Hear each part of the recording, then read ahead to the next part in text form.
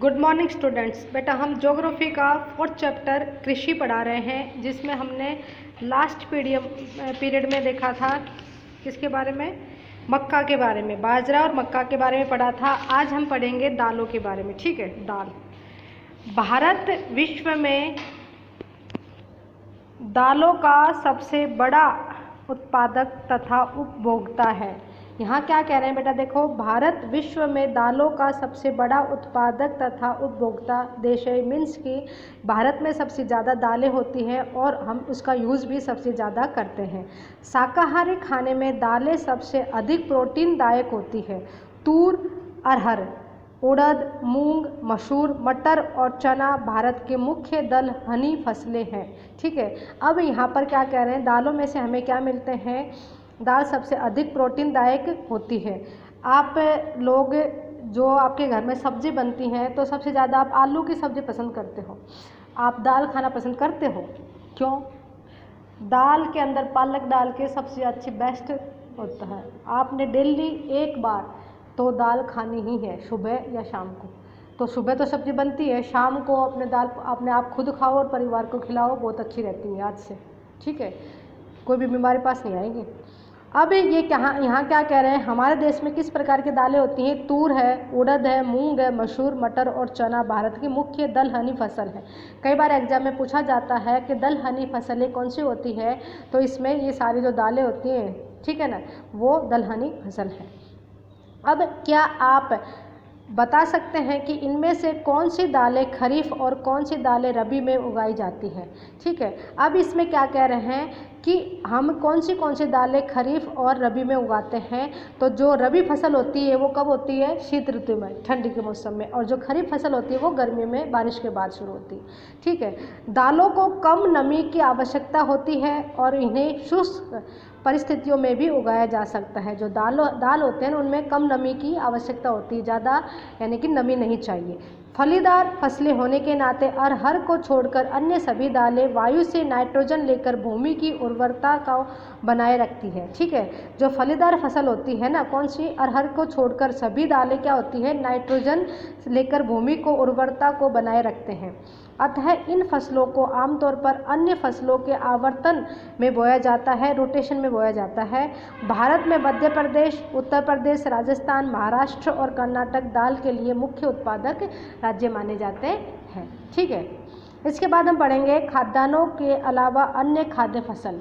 जो खाद्यान्न तो हमने पढ़ लिए सारे, है ना, गेहूँ, चावल, दाल और ये बाकी के।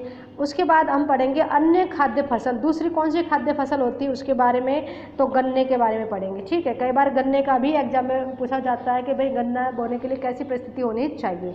तो गन्ना एक उष्ण और उपोष्ण कटिबंधीय फसल है। कैसी फसल है, उष्ण या उपोष्ण कटिबंधीय फसल है। ये फसल 21 सेंटीग्रेड सेल्सियस से 27 सेल्सियस तापमान और 75 सेंटीमीटर से 100 सेंटीमीटर वार्षिक वर्षा वाली उष्ण और आर्द्र जलवायु में बोई जाती है।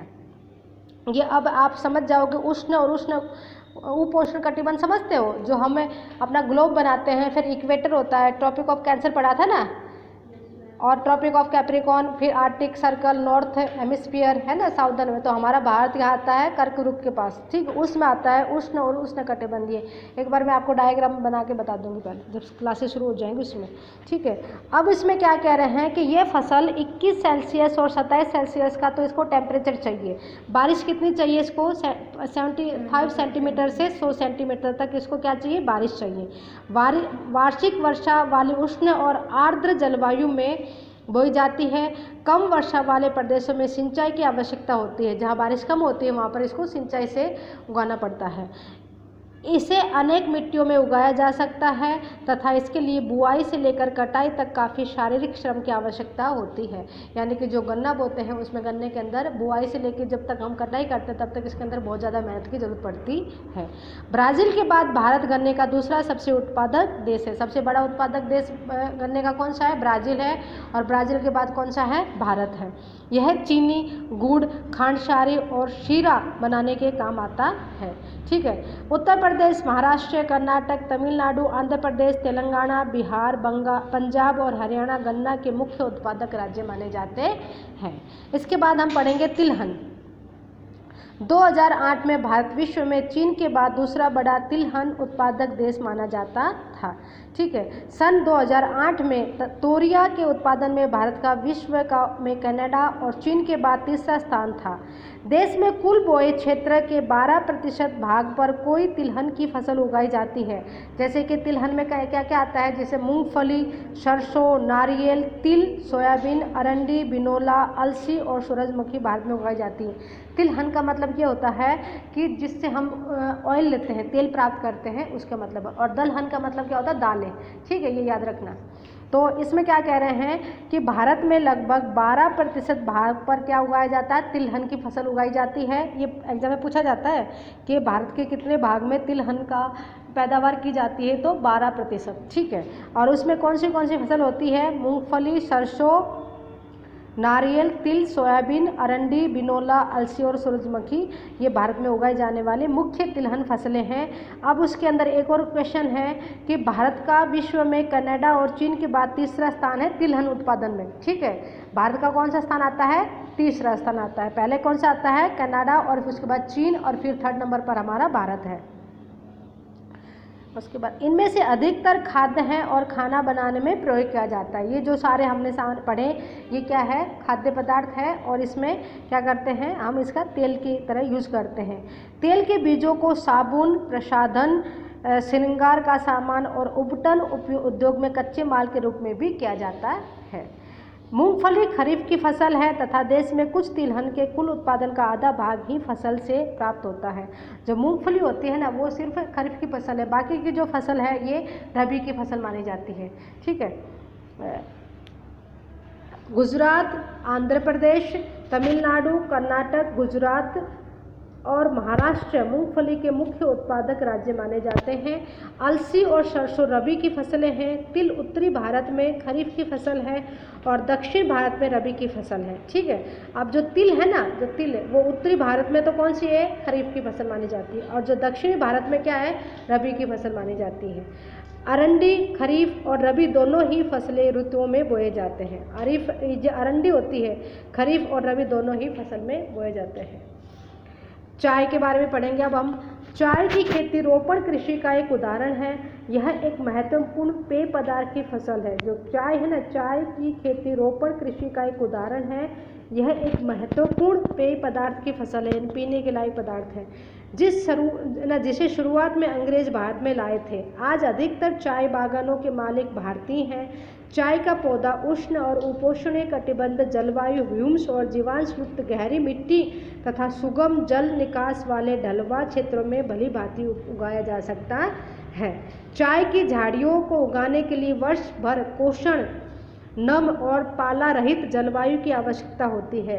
वर्ष भर समान रूप से होने वाली वर्षा की बौछारें इसकी कोमल पत्तियों के विकास में सहायक होती है। बेटा, चाय एक श्रम सघन उद्योग है। इसके लिए प्रचुर मात्रा में सस्ता और कुशल श्रम चाहिए। इसकी ताजगी बनाए रखने के लिए चाय की पत्तियां बागान में ही संसाधित की जाती है। चाय को मुख्य उत्पादक क्षेत्र में असम, पश्चिम बंगाल में दार्जिलिंग और जलपाईगुड़ी जिलों की पहाड़ियाँ, तमिलनाडु और केरल है। इनके अलावा हिमाचल प्रदेश, उत्तराखंड, मेघालय, आंध्र प्रदेश और त्रिपुरा आदि राज्यों में भी चाय उगाई जाती है। सन 2008 में भारत विश्व में चीन तथा टर्की के बाद तीसरा बड़ा चाय उत्पादक देश बना है।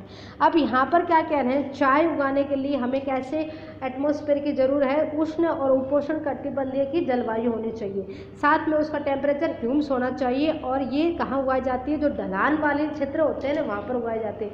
यानी कि जो बारिश होता है, बारिश का पानी ढह के नीचे बह जाए, वहाँ पर एक स्थान पर रुकना नहीं चाहिए। बारिश होनी चाहिए, लेकिन वो बारिश रुक नहीं है, उसका पानी जमाव नहीं होना चाहिए, वो नीचे बह जाना चाहिए। और इसकी जो पत्तियां होती हैं उनको डेली यदि बारिश के पानी, बूंदों को पानी मिलता रहता है तो इससे उसकी पत्तियां अच्छी हरी और अच्छी होती है।